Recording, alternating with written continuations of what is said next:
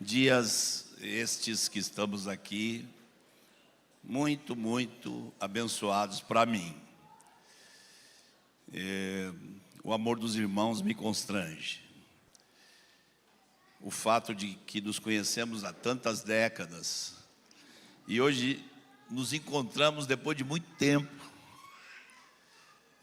e preenche a glória de Deus na igreja. Transmite a glória de Deus na igreja. Relacionamentos de anos e de décadas. Só o Senhor. Só o Senhor. Carlinhos estava falando aqui que me conhece desde 89. Aí eu quase peguei o microfone para dizer: tu é paciente, hein, meu? Graças ao Senhor, nossos relacionamentos estão... Como é que é o nome do livro lá? Cadê o Eric? Nossos relacionamentos estão presos com um nó. Um nó. Já comecei ontem a ler teu livro, viu? Aleluia. Em Salvador, a gente já tem alguns anos entendendo que precisava rever tudo.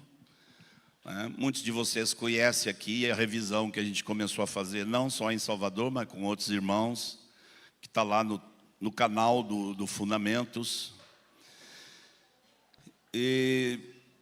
Mas assim, a partir do final do ano passado, eu comecei a ficar meio numa dúvida. Está ecoando um pouquinho. É isso? Você vai mexer, não? Hã? Tem um... Eu não sei o que é que tem que mexer. Eu só sei que está ecoando. A partir do ano passado, comecei a ter uma carga, assim, de a gente se voltar de forma muito intensa para o nosso início. Eu lembro do meu início na minha vida com o Senhor. Quero contar algumas coisas para vocês aqui. E lembro do nosso início ministerial. E a gente ia por todo lugar anunciando o Evangelho do Reino. Quais eram as reações? A gente pode falar um pouquinho depois. Mas assim, em qualquer lugar que nos convidavam, a primeira mensagem era o Evangelho do Reino. E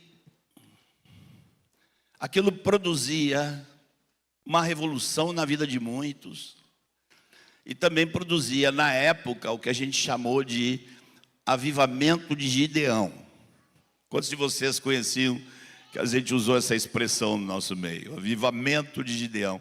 Gideão começa com 10 mil, mas quando vai para a guerra, tem só 300. Eu lembro de congregações que tinham 800, 900 irmãos congregando, e depois dos pastores dizerem: não, é isso que a gente quer mesmo. Eu me lembro de uma de 900 que sobrou 120. E o pastor estava muito feliz. O pastor dizia: só sobrou 120, mas são discípulos. E eu estou feliz demais. Aí, vindo para cá, e depois sabendo que os irmãos tinham marcado aqui, para eu estar um tempo compartilhando, foi chegando, ficando assim no meu coração: Evangelho do Reino, Evangelho do Reino. Eu digo: que eu vou falar de Evangelho do Reino? Esses irmãos estão falando de Evangelho do Reino, tem 40 anos aí. Mas a pressão interna estava grande. E ontem no carro, eu perguntei para Luiz Cláudio: Luiz Cláudio, o que vocês gostariam que eu pudesse cooperar aqui? Aí eu calei e pensei: ele vai dizer qualquer coisa, menos Evangelho do Reino.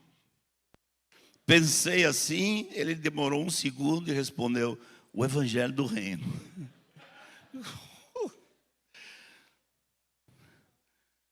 Então, suportem a revisão, procurando dar aqui algumas notas que, porventura, no processo a gente foi confundindo ou diluindo. Em Salvador, não sei como é que é aqui, em Salvador, a gente vê a igreja em Salvador sofreu muito na década de 2000, porque todos os pastores estavam viajando, e a igreja ficou 10 anos abandonada. Depois nós gastamos uma década inteira para recuperar o que tinha perdido. Hoje a gente está, mas a luta ainda está grande. Outro dia, o filho de um dos pastores, o pai me contou, né? O filho dele disse: pai, às vezes parece que você, o tio Marcos, vocês estão dentro de uma caixinha assim. Uma caixinha que está escrito Evangelho do Reino. E vocês estão lutando para trazer todo mundo para dentro dessa caixinha. E eu, graças a Deus, disse ele, eu estou dentro dessa caixinha. Mas eu acho que tem gente na igreja que nunca ouviu direito que caixinha é essa. Então, essa mensagem é para nós lá em Salvador, tem sido para mim. Eu vou pedir que os irmãos abram Mateus 4.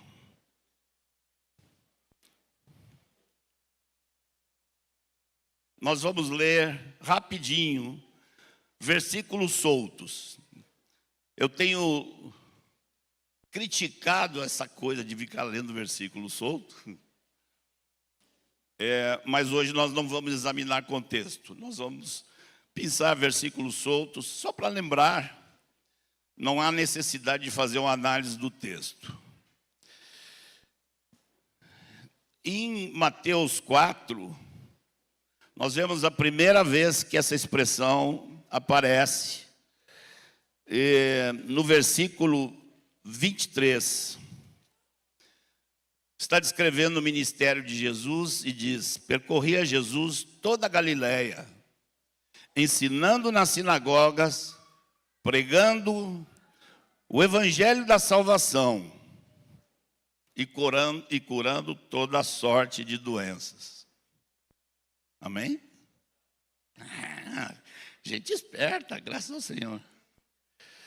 Não. O evangelho do reino nos traz salvação. Mas não é a salvação que é o qualificativo do evangelho. O qualificativo do evangelho é evangelho do reino. Vamos ao capítulo 9.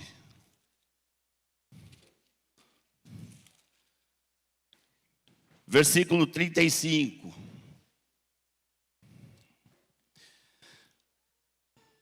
E percorria Jesus todas as cidades e povoados, ensinando nas sinagogas, pregando o evangelho do reino e curando toda sorte de doenças e enfermidades. Qual era o evangelho que Jesus pregava? Evangelho do reino. Eu posso, se vocês querem citar as referências, para nós não precisarmos seguir lendo, mas isso aparece em Mateus 24, 14.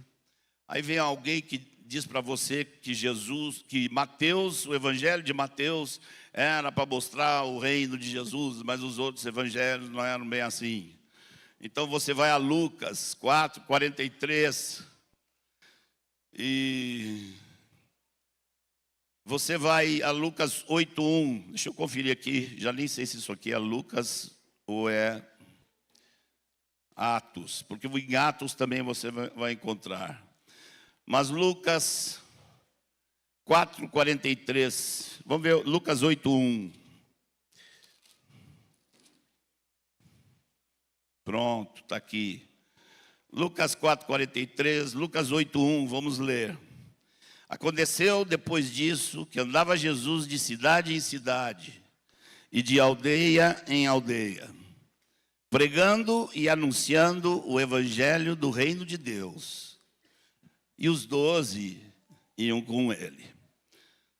Não é que era uma conversa do evangelista Mateus. Alguns depois dizem, não, isso era quando Jesus falava. Quando entrou a era posterior ao Pentecoste, não era o evangelho do reino. Então a gente poderia ir e tomar textos de Atos dos Apóstolos mencionando a mesma expressão. Antes da gente falar um pouco sobre a necessidade de entendermos bem tudo que está por trás dessa expressão, talvez seja útil a gente falar o que não é. Vou começar por aí. O que não é o evangelho do reino. Por quê? Por que a gente tem que falar do que não é? Porque eu vejo esses conceitos entrando dentro da igreja.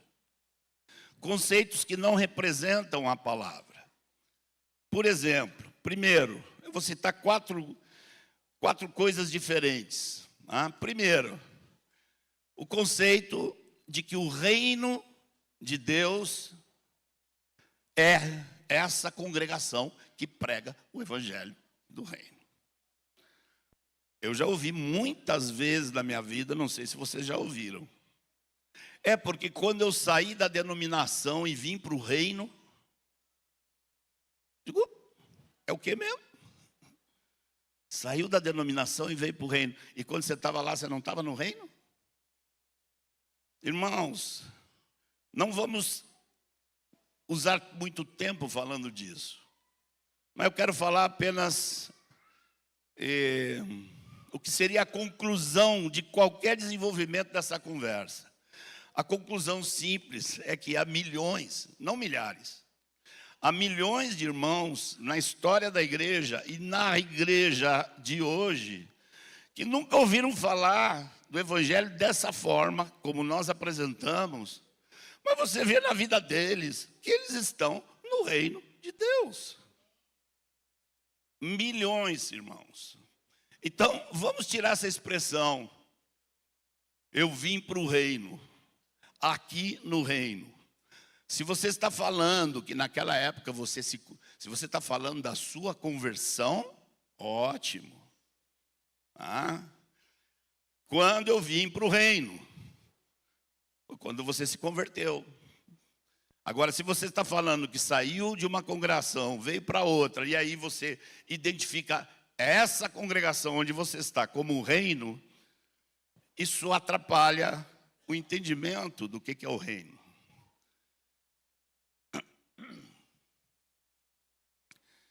Um rapaz de outro país, muito querido, se envolveu com pecado, se afundou em pecado e começou a questionar a nossa pregação do evangelho do reino. Dá licença aqui.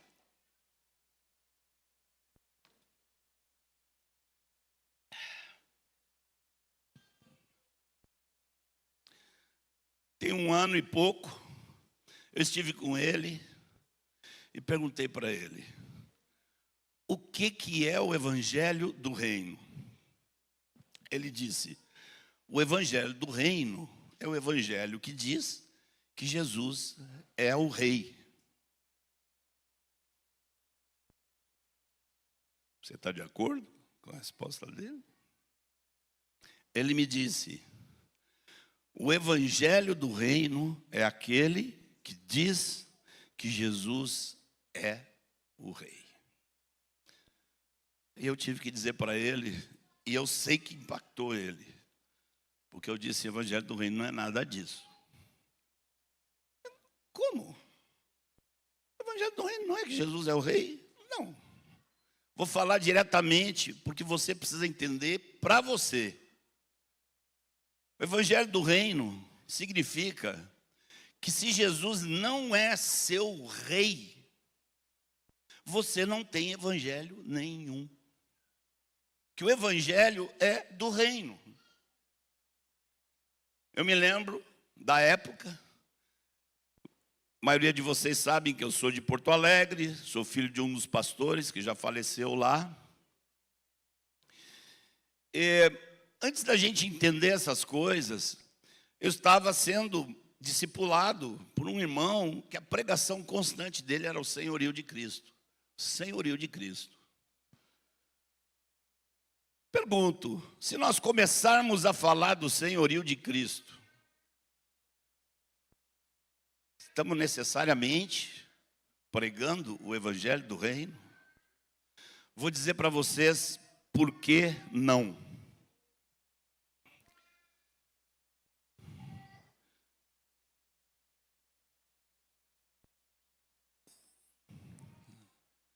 O evangelho é boas novas. Nós vamos explicar daqui a pouquinho.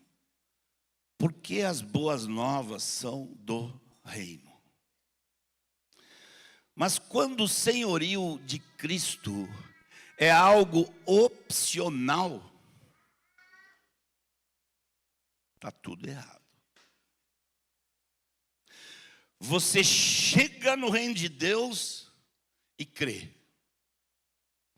Agora, o seu alvo é que um dia Jesus seja plenamente o Senhor da sua vida. Se o seu alvo é que Jesus seja o Senhor, se esse é o seu alvo, gente, o alvo é ser como Ele. Esse é o alvo. Que Ele seja o Senhor da nossa vida é o início, é o começo. Por isso eu disse a esse jovem, e ele entendeu com uma frase. Eu disse, o evangelho do reino significa que se Jesus não é seu rei, você não tem evangelho nenhum, porque o evangelho é do reino.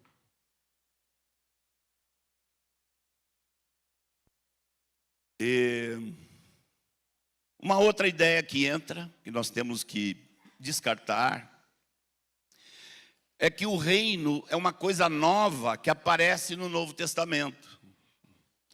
Como está escrito, evangelho do reino, ou seja, as boas novas do reino, então o reino começa agora. Isso também é uma ideia equivocada. O reino de Deus aparece inúmeras vezes no Velho Testamento. O reino de Deus não era nenhuma novidade para Israel. Se não era, porque Jesus apresentou como boas novas. Porque a boa nova era que agora o reino de Deus podia finalmente funcionar. Essa era a boa nova. Nós vamos explicar um pouquinho mais isso daqui a pouco também. Entendamos, o reino de Deus está lá no Velho Testamento. A boa nova, por que boa nova? Logo, logo a gente explica. Outro equívoco muito comum é de que, tendo ouvido esse evangelho e crido nele, estamos garantidos para toda a eternidade. Isso é um equívoco.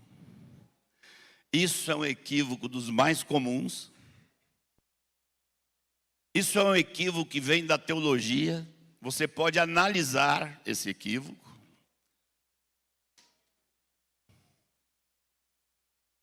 Infelizmente, algumas literaturas de irmãos muito queridos,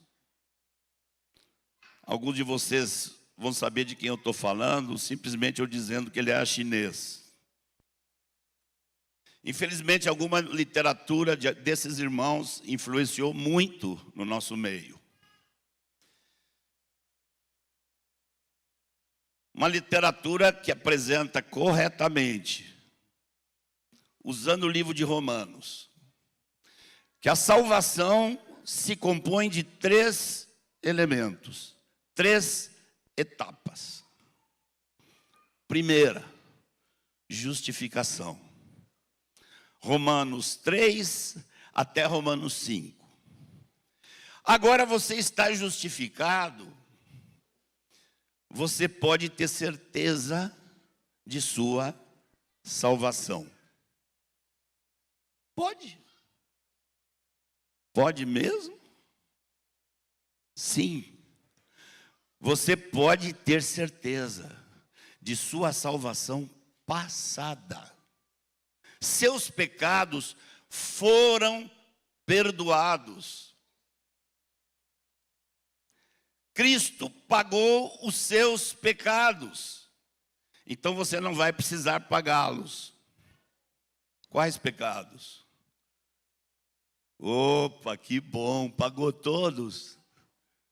Então quer saber? Eu posso pecar. Isso é uma praga que está na cabeça de muita gente na igreja.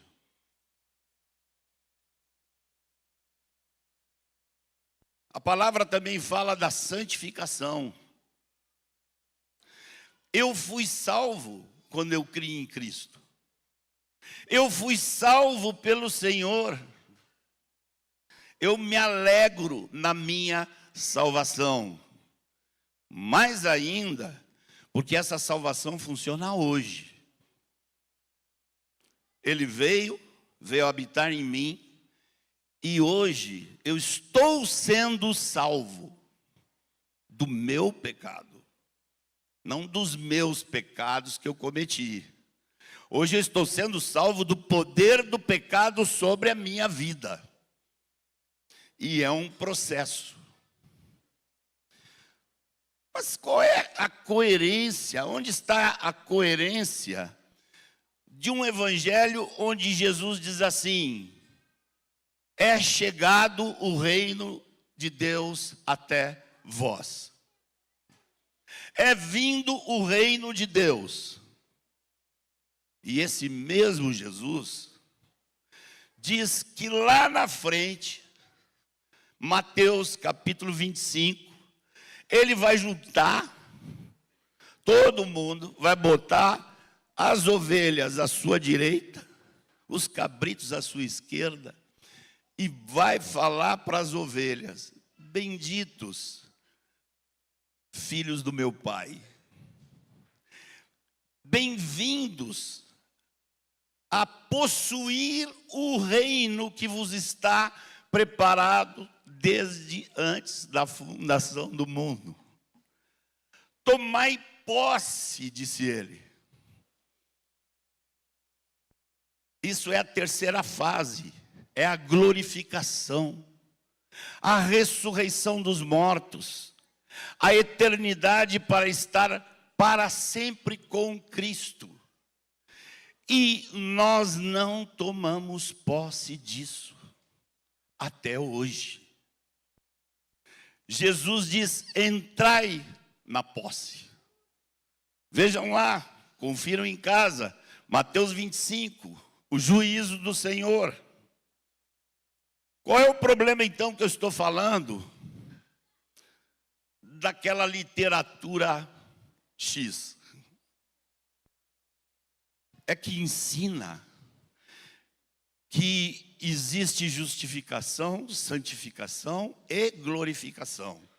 Mas você, pela justificação, pelo perdão dos seus pecados, você já tem garantida a glorificação, sem necessariamente passar pela santificação. E essa ideia, eu nem sei direito como é que está o Brasil hoje, mas essa visão ocupa cerca de 98% da igreja nos Estados Unidos. Na Europa é diferente. Se alguns depois quiserem conversar um pouco sobre como é que aconteceu historicamente, mas isso entrou no Brasil. Entrou no Brasil através de teologia. Vou repetir, porque alguns podem estar achando meio estranho. 3 tempos de salvação. Eu fui salvo e me alegro em Cristo. Eu estou sendo salvo e amo Cristo que está comigo. Mas um dia eu vou ser salvo. E a palavra de Deus repete constantemente: você vai chegar no 3º ponto se você passar com perseverança pelo 2º ponto. Não tem um salto garantido do 1º para o 3º. Entrai na posse.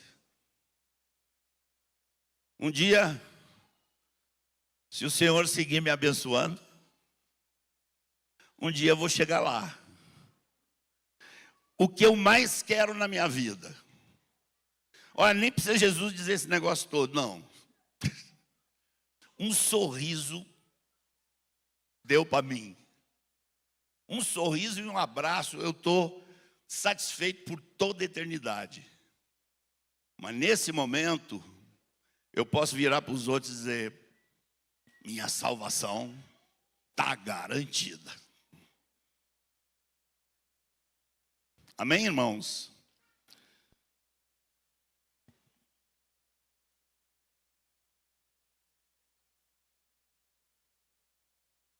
Não foi muito grande o amém.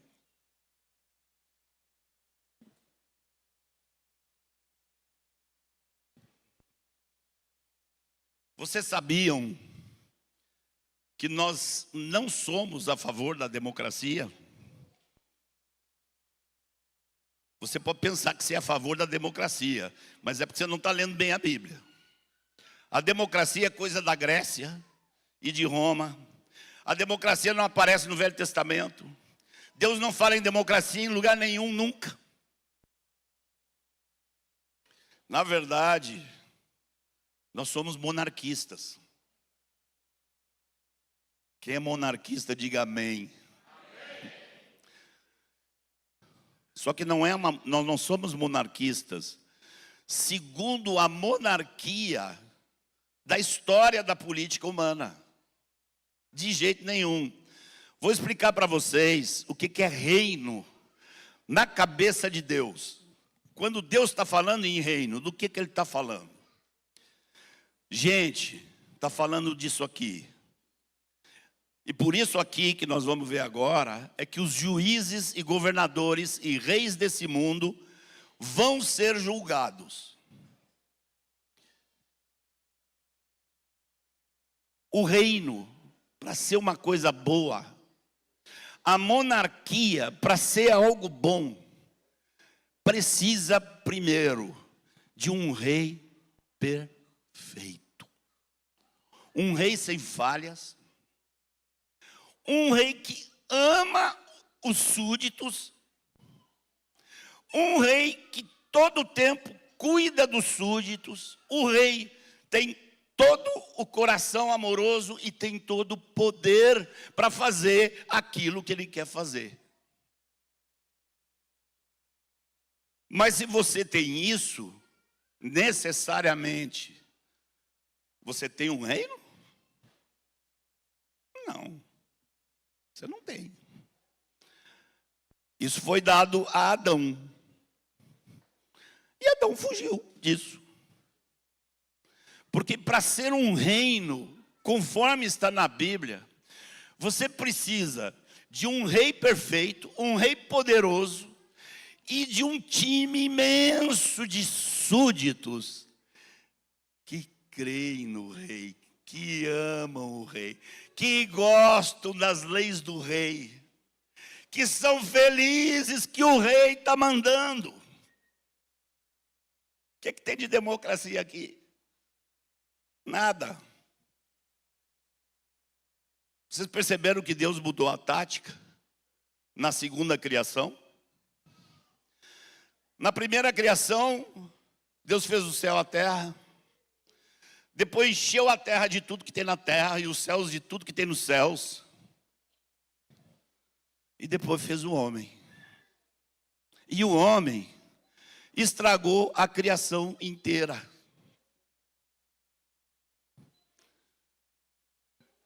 Vou esperar um pouquinho.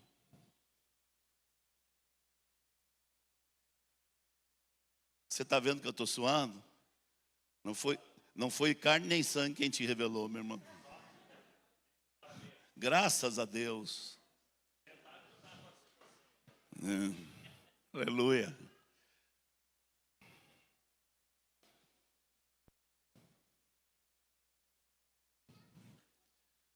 Deus disse: vou inverter a ordem.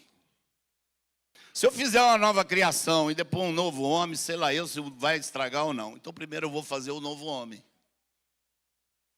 Então Deus mudou. Deus está produzindo as criaturas da nova criação. E depois Ele vai fazer novo céu e nova terra. Como é que Deus faz isso? Como é que Deus está fazendo isso? Foi prometido que tudo que envolve isso seria feito por uma pessoa. O ungido de Deus. O Messias.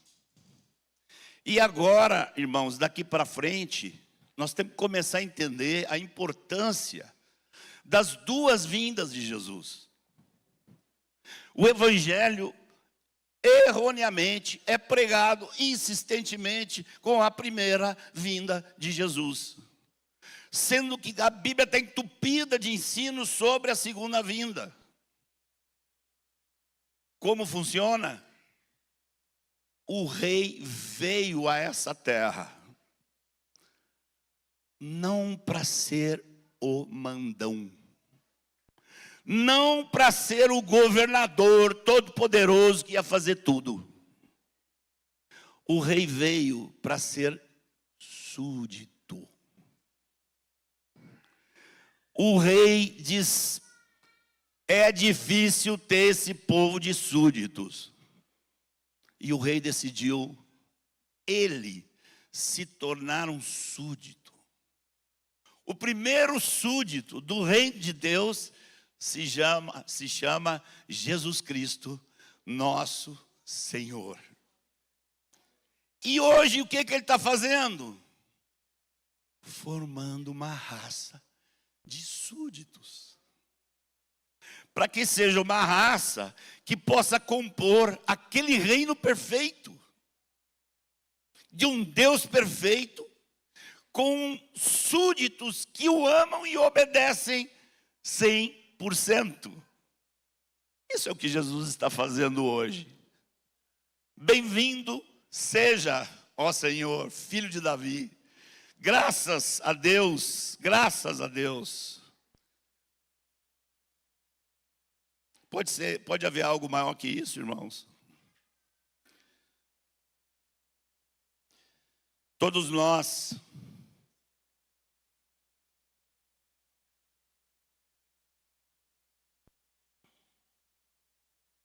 precisamos, na nossa história, passar por situações e etapas que nos ajudem a fazer parte desse processo. A ser formados em santificação, para herdarmos um dia o reino que nos está prometido desde antes da fundação do mundo. Eu vou contar para vocês um pouquinho sobre mim. Eu me converti, quer dizer, eu não sei se foi ali. Tem um negócio que você tem que ter escrito na sua carteira o dia que você se converteu. Irmãos, eu já passei por 4 conversões, eu não sei qual delas foi mais conversão e não sei que conversão ainda tem que ter pela frente. Pedro tinha renunciado tudo. Pedro tinha largado as redes, o barco, a profissão e tudo. E Jesus um dia disse para ele: o dia que você se converter. Já viram lá? Jesus falando para Pedro que Pedro ia se converter.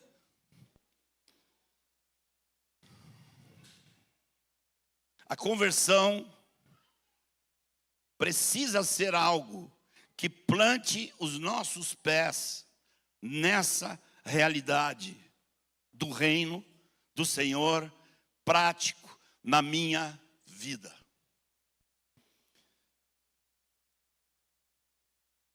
Eu cheguei à igreja por causa de um movimento de unidade que havia em Porto Alegre. Meu pai era um dos pastores que participava ali.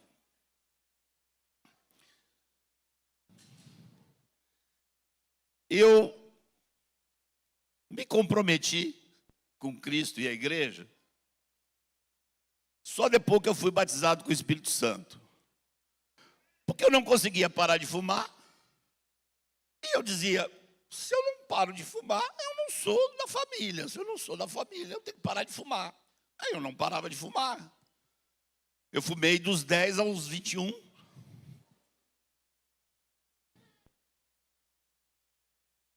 Aí fui batizado com o Espírito Santo. E aí fui ser discipulado pelo irmão que em Porto Alegre era apelidado pelos pastores de o Bíblia Ambulante, Moacir. Alguém de vocês conheceu o Moacir pessoalmente? O Eric. Tem gente lá atrás. Querido Moacir.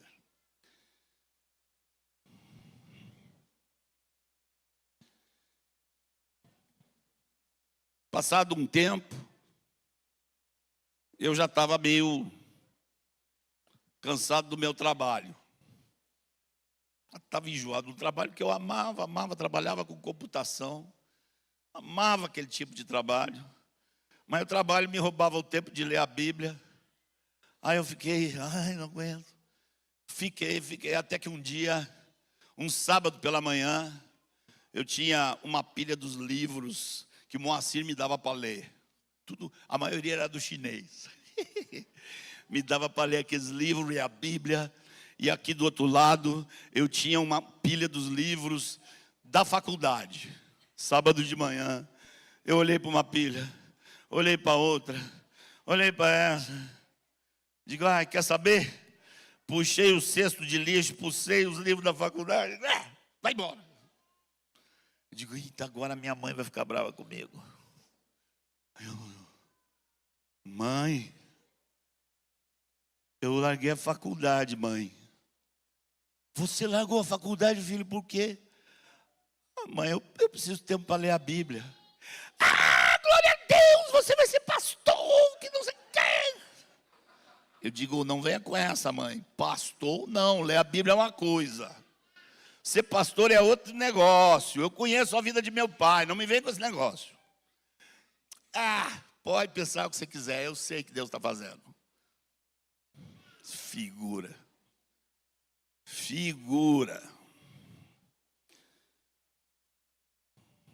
Chega o ano de 1978, eu vou pela primeira vez à Argentina. Eu tinha lido uma revista Veja que dizia que o Brasil todo, o carnaval são 3 dias. Cadê o baianinho que me abraçou aqui? Tem um baianinho que me abraçou aqui hoje. Aqui, ó. Mas a revista dizia que o carnaval da Bahia era 3 meses. Dezembro, janeiro, fevereiro. Era festa de largo, não sei o quê, bababá. Aí eu vou à Argentina. Pouco tempo de casado, 2 aninhos de casado, 1 ano e meio. Eu e a Regiane fizemos amizade com um casalzinho que estava lá. O casalzinho estava de lua de mel no retiro. Aí eu digo, eita, esse povo aqui é anjo ou é o quê? Lua de mel no retiro? Eu já fiquei assim. Bom, fizemos amizade com eles. Aí de tarde a gente ia para os bosques, assim, lá para orar, os 4. Um dia ele me perguntou, maio de 78. Escuta, A gente ouve falar da Bahia, que lugar é esse? Como é que é essa tal de Bahia? Eu respondi, não vale a pena conversar. É o último lugar do mundo que eu vou botar meu pé. Olha, vê o que você fala, Deus te manda para lá, hein? Digo, ai, gente. Volto do retiro, encantado com os irmãos na Argentina, os anjos, quase anjos, semi-anjos. E 2 meses depois eu estou com câncer. Aí bagunça tudo. Aquela mulherzinha linda. Desculpe, irmãs, vocês são todas muito bonitas. Mas, vocês sabem, né? Aquela mulherzinha assim, que precisava ser cuidada. Eu olhava para ela, vou cuidar dessa gatinha, da minha vida por ela. Sofrida, uma vida da infância e da juventude. E com um barrigão desse tamanho. Com o nosso primeiro filho na barriga. E eu todo estourado. Eu não estava com problema para morrer, não. Eu estou com o Senhor. Vai deixar essa mulher para trás. Ela vai ter que voltar para a casa dela com o meu filho. Ai, Senhor.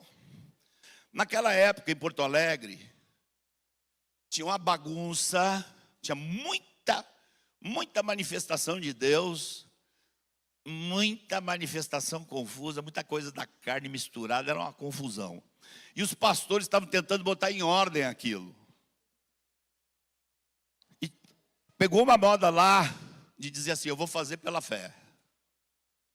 A gente foi à Argentina, um irmãozinho lá que não trabalhava e não queria trabalhar, foi também. E todo mundo olhou para ele e disse, poxa, você está aqui, né? É, mas eu estou sem dinheiro para comer, nem dinheiro para voltar. Isso é, você veio para cá sem dinheiro para voltar? Não, eu vim pela fé. Eu digo, você veio pela fé em nós, né? Você sabe que a gente não vai deixar você passar fome aqui, né? Era cada uma. Aí um pastor lá aprendeu, não sei aonde, não me lembro com quem, ele aprendeu que tem 2 tipos de palavra. O logos, que é para todos nós. E o rema, que é uma palavra específica. E começou a ensinar aquilo, do rema. Um exemplo que ele dava. Pedro, quando andou sobre as águas, primeiro ele disse, Senhor, se é tu, manda eu ir. E Jesus disse, vem. E Pedro creu que podia andar sobre as águas por causa da palavra de Jesus para ele. Isso é rema, isso não é logos. Você não vai querer sair do barco e ficar andando, né? A menos que Jesus fale com você. E a gente estava aprendendo esse negócio. Aí eu estou doente. Aí eu estou muito mal. Para encurtar para vocês a história do câncer, o médico que me tratou me deu a notícia. Simplesmente assim, em todos os livros científicos de todo o mundo, não havia um único registro de cura daquele câncer. Acabou. É 100% e ponto final. Não sei como era no exterior, mas no Brasil não existia quimioterapia naquela época. Então, a notícia assim encomenda o caixão. E eu olhava para aquela mulher e dizia, não dá, Senhor. O que eu comecei a fazer? Senhor, me dá uma palavra de cura. Me dá, Senhor, porque eu vou crer e vou ficar curado. E Deus, quietinho, braço cruzado, não dizia nada. Eu hoje acho que ele ficava assim, sorrindo assim. Senhor, cadê minha palavra de cura? Tem que me dar uma palavra de cura, porque se eu tiver uma palavra de cura, eu vou crer, eu vou ficar bom. Nada. 1 semana, 2, 3, 1 mês, 2 meses. Ô Deus mudo, Aí eu adquiri um hábito: ler Jó e Salmos. Todas as reclamações de Jó estavam sublinhadas na minha Bíblia. As reclamações de Davi e Salmo estavam tudo lá assim. Eu olhava, eu chorava.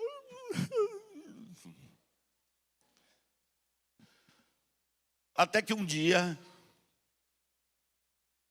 que eu não me lembro também que data foi, eu estava no hospital, iam fazer uma cirurgia no dia seguinte, mas, tipo, era para ver como é que era a coisa. Eu estava lendo Jó, só pensava na minha esposinha, no meu filho, e Deus entrou naquele quarto. E Deus não disse nada do que eu estava pedindo. Nada. E tampouco Deus falou qualquer outra coisa que eu pudesse imaginar que um dia Ele falaria. Para um cara que está numa cama e vai deixar a mulher viúva e o filho órfão. Eu não conhecia esse Deus. Eu não sabia como é que Ele era. Eu não tinha um evangelho do reino claro. E eu estava ali. E Deus entrou, irmãos, até hoje. Assim, eu tenho umas 8 ou 10 experiências dessa na vida toda. Que Deus veio e falou e eu digo, tá bom. Tá. Mas essa talvez foi a mais forte, eu não sei dizer. Não sei se foi uma luz, não sei se foi fora de mim, não sei se foi dentro de mim, não sei onde foi. Eu só sei que a voz falou 4 palavras. Eu sou teu dono.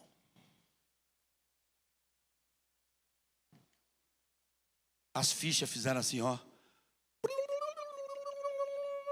Caiu mais de 1000 fichas. E eu entendi. Entendi. Aí eu orei de novo. Eu não estou dizendo aqui, irmãos, é bom avisar. Eu não estou dizendo que todo processo de cura tem que ser desse tipo. Se tem uma coisa que a gente sabe, é que Deus está sempre inventando uma coisa diferente. Não estou dizendo. Estou contando para vocês a minha história com o reino. Eu não entendia. Eu ouvia sobre o senhorio de Cristo. Mas a minha relação com Deus não estava firmada no fato de que Ele é meu dono e faz comigo o que bem lhe aprouver. E eu aí disse, Senhor, entendi. É o seguinte, Senhor. Eu sou teu filho. Por favor, fala comigo. Mas fala o que tu quer falar. Eu não estou ditando mais nada aqui, não. Senhor, é assim, ó. Se o Senhor me falar que vai me curar, ainda que eu tenha câncer da ponta do meu cabelo até a unha do pé, eu vou dizer para todo esse hospital que o Senhor vai me curar. Agora, se o Senhor me falar que não vai, Senhor, amém. O Senhor é melhor marido do que eu. O Senhor é melhor pai do que eu. A Rejane e o menino não precisam de mim de forma indispensável. Se tu me falar que não vai me curar, Senhor, eu vou falar para todo esse hospital que é melhor morrer com o Senhor do que viver aqui sem o Senhor. Eu terminei de falar e já estava no céu. E quando eu me senti ali, sentado diante do meu papai, aí ele, vou te curar, viu? Irmãos, Deus me disse: vou te curar. Eu fui ao doutor anos depois que eu já estava na Bahia.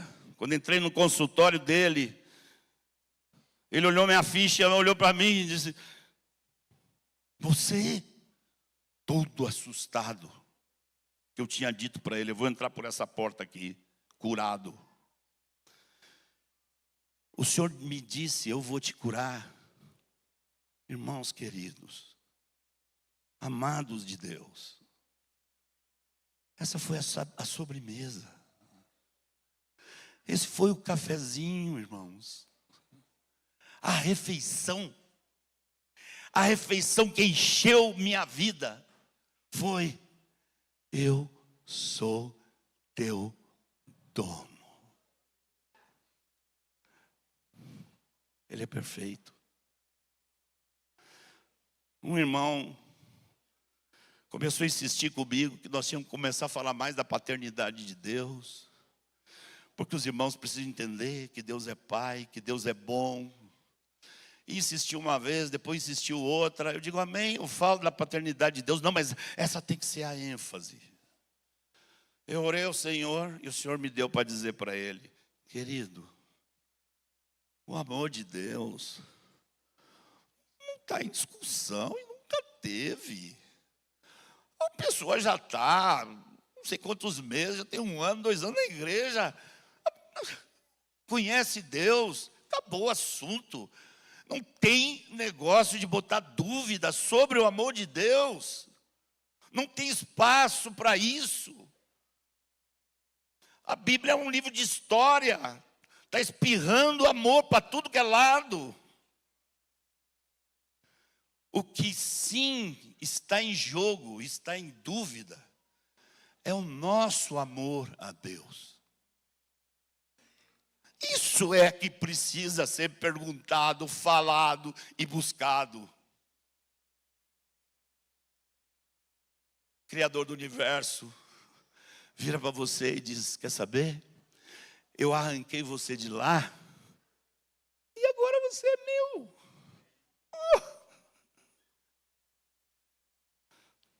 Temos tudo, irmãos, tudo. E a santificação, sem a qual ninguém verá o Senhor. Naquela época, naquela mesma época, o Moacir começou a mudar a linguagem toda dele. Ele tinha nos educado no dispensacionalismo, que eu não vou explicar aqui o que é. Mas é a doutrina onde os chineses lá se basearam. Chegou uma hora que o Moacir começou a dizer assim: eu acho que eu ensinei tudo errado para vocês. Está tudo errado, porque eu estou vendo um negócio que eu nunca vi. Eu estou vendo que tem uma cruz que tem que tomar. Eu nunca entendi isso, eu nunca preguei isso. A gente ficou assim: peraí, você se ensinou tudo errado para a gente? Ensinei. Calma. O problema é que meu discipulador estava dizendo que tinha ensinado tudo errado e eu estava com câncer. Ué?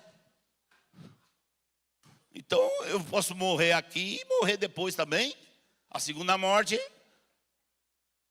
Aí ele disse, ele acordava às 4 da manhã com um texto na Bíblia.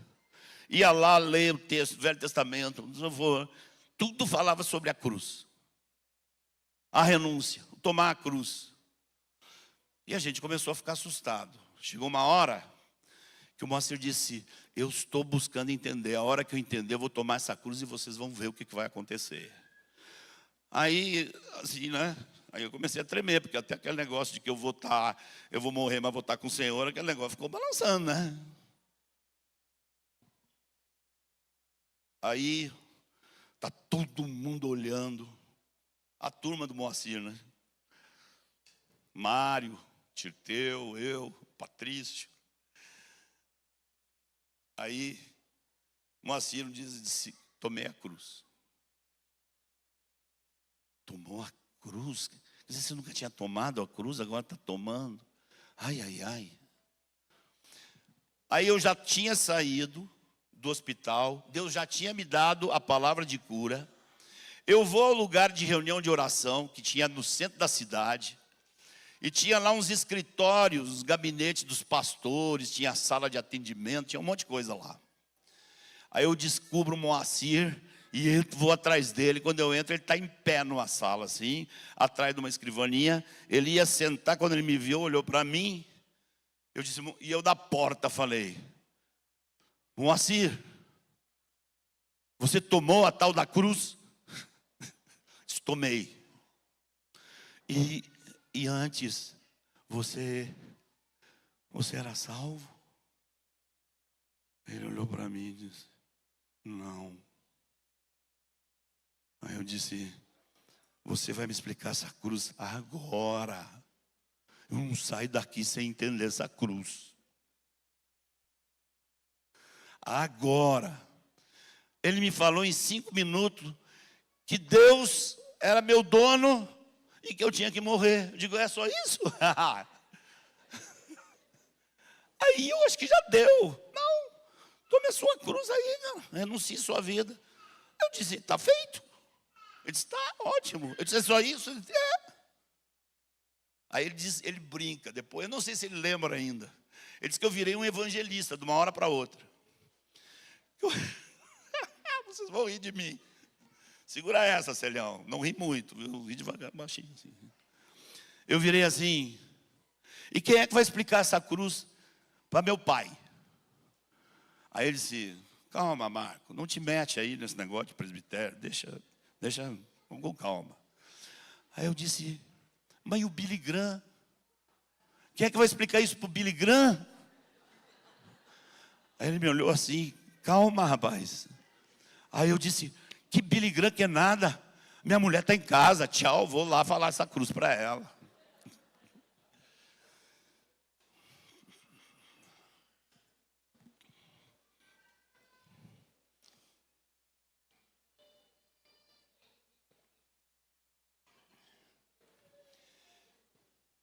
Quando saímos,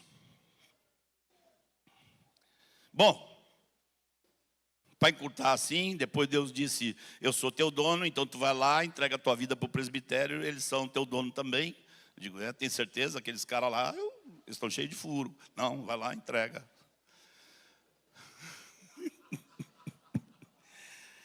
Aí, eu fui lá e disse, Deus mandou eu entregar minha vida para vocês, se tiver que varrer o chão aqui, eu venho. Ele disse, volta para o seu trabalho, a gente vai orar. Um mês depois eles me chamam. Está de pé aquele negócio? Eu digo, estou. Então pede demissão que você vai para a Bahia. Aí eu olhei para Deus assim, Deus estava lá. Ai, Deus só rindo.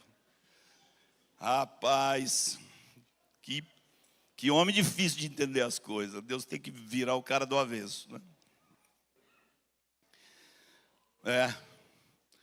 Em abril de 79, esse ano fez 45 anos. Em abril de 79 eu estava descendo na Bahia.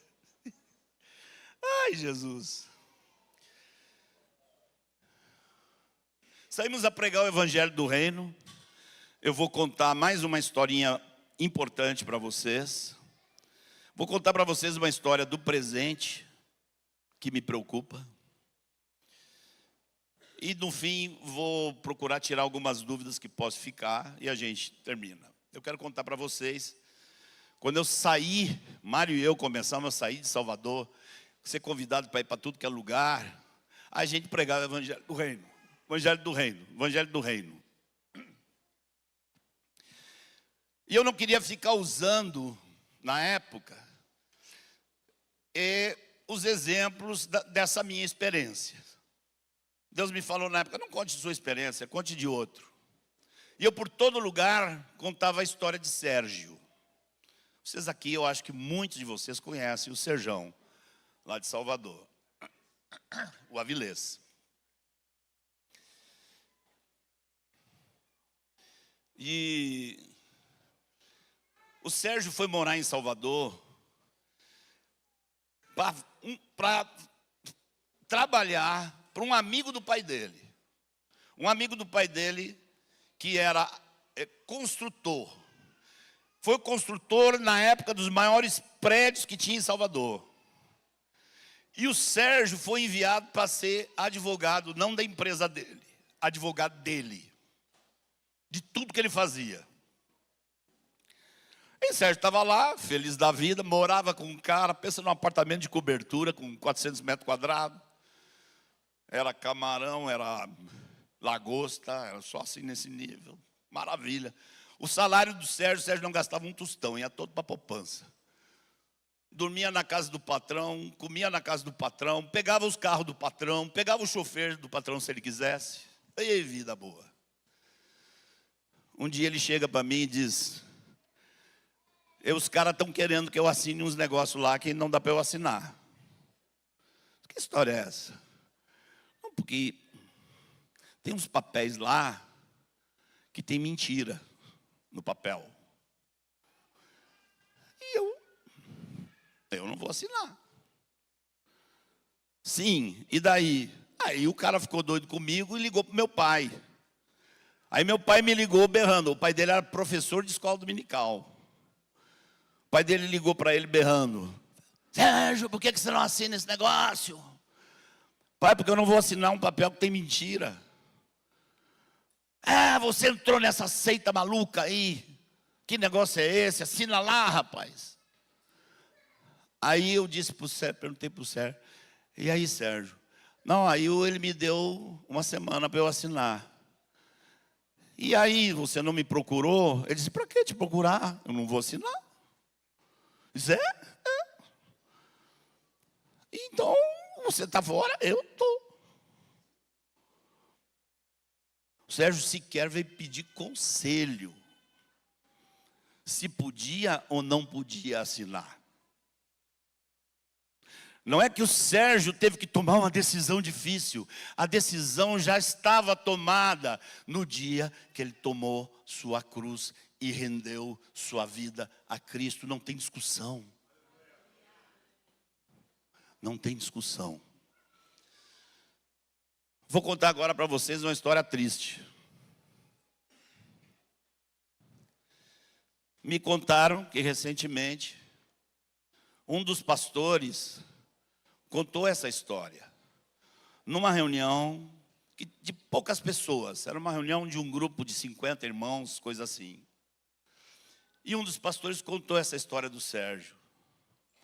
E uma irmã que congrega conosco levantou a mão e disse: gente, isso aí é de Deus. Esse é meu alvo, viu?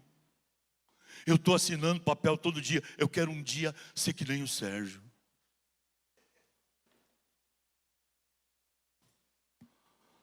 O que dizer para essa irmã? Ou é irmã? Os mentirosos simplesmente não herdarão o reino dos céus. É um troço tão simples, não dá para resolver esse negócio. Não, mas ela está na igreja, assina papel que tem mentira. Os que estão ao redor sabem e não fazem nada. Uau! Onde foi parar o reino?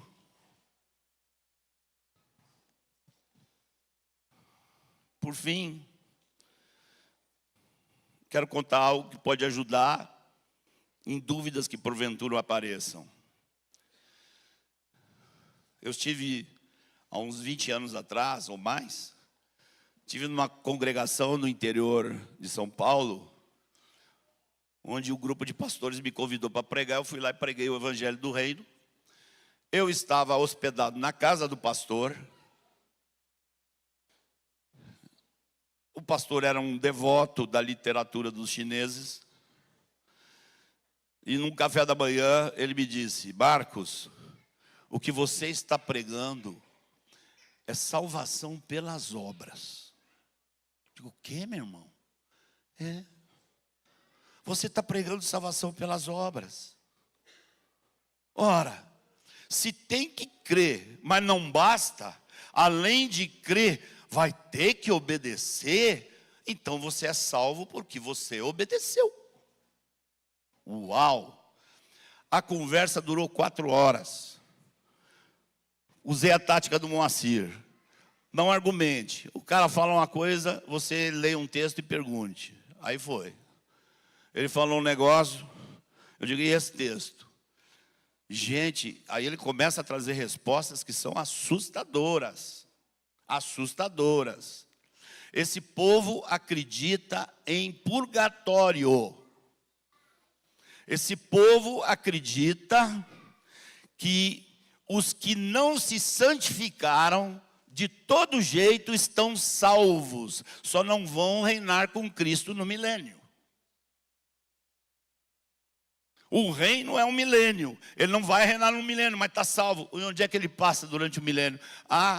Naquele lugar de trevas, que Jesus disse que é para deixar ele nas trevas. Purgatório? Eu comecei a fazer pergunta. Onde é que a gente terminou? Você acha que você imagina, Carlinhos? Terminamos em Tiago, né? Aí nem eu acreditei. Quando eu li Tiago com ele, eu digo, eu nem tinha visto que era tanto. Porque Tiago diz, de tal maneira que nós somos salvos pelas obras. E não pela fé somente. Vocês estão duvidando? Tem gente que ficou assim, estranhou. Vai lá, leia Tiago. Está escrito. Se você acha estranho, procure a cova de Tiago, ressuscite ele e converse com ele. Eu não sei. Eu sei que Tiago disse isso. Mas então, Marcos, nós vamos crer em salvação pelas obras? Não, irmãos. Não. Antes que alguém fique pensando isso, ou ouça isso de outro, vamos ler Romanos? A carta que todos usam para falar da salvação, da justificação. Vamos ler Romanos, gente. Capítulo 1.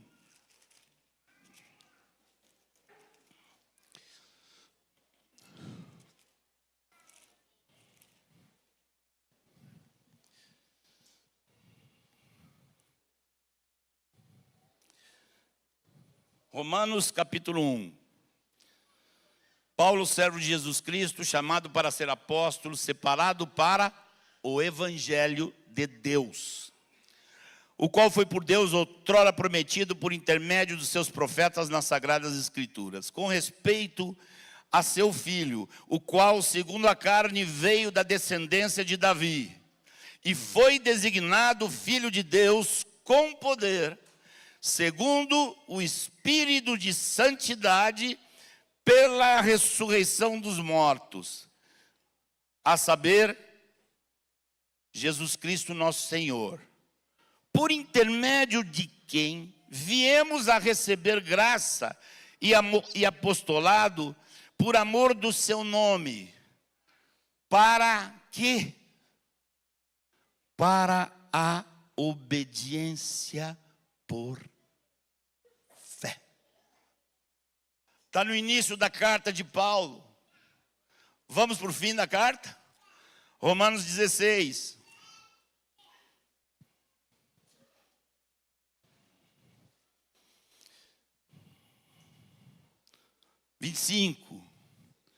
Ora, aquele que é poderoso para vos confirmar segundo o meu evangelho e a pregação de Jesus Cristo, conforme a revelação do mistério guardado em silêncio nos tempos eternos, que agora se tornou manifesto e foi dado a conhecer por meio das escrituras proféticas, segundo o mandamento do Deus eterno, para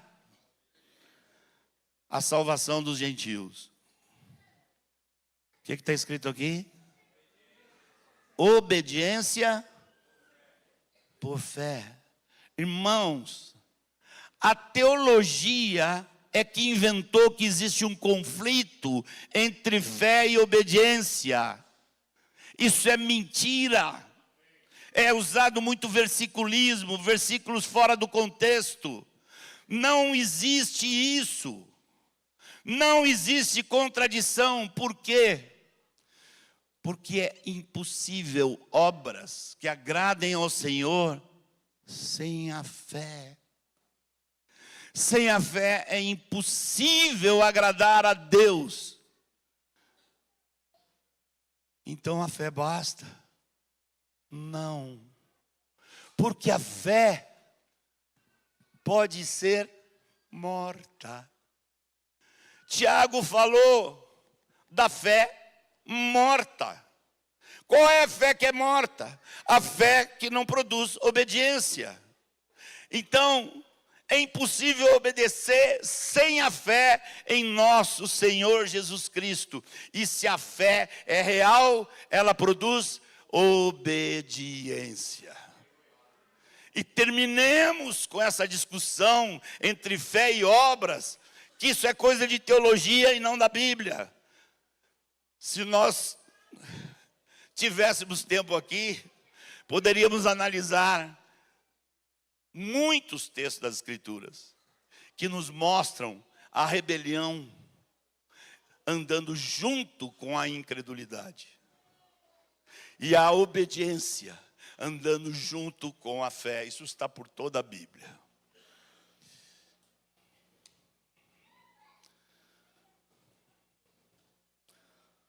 Senhor, quem de nós, Senhor, é apto para essas coisas? Senão, quando o Teu Espírito nos ajuda a colocar nossos olhos em Ti, por meio do Teu Filho amado. Cada um, irmão, aqui, Senhor, eu te peço, no nome de Jesus, que haja uma atuação na nossa mente e no nosso coração, em cada um dos amados que estão aqui.